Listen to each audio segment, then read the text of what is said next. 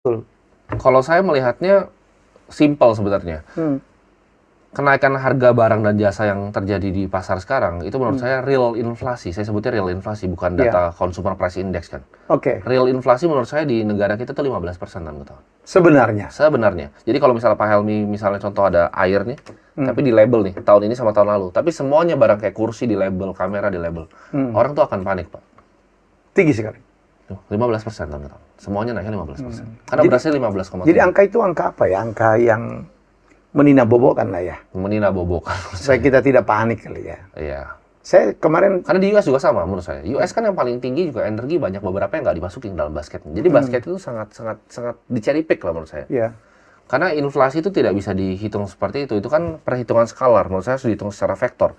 Jadi kalau inflasi di Amerika saja itu dibilang misalnya 4%, 5%. Menurut saya itu lebih dekat ke 7-8%. Jadi kalau kita mau lihat inflasi adalah jumlah M2 money supply yang beredar. Jumlah uang yang beredar dari bank sentral negaranya.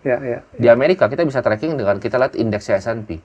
Jadi kalau kita nggak bisa match indeks S&P, kita kehilangan uang. Nah di Indonesia juga sama. Jadi apa yang kita lihat dari data-data yang dikasih menurut saya itu nggak faktual.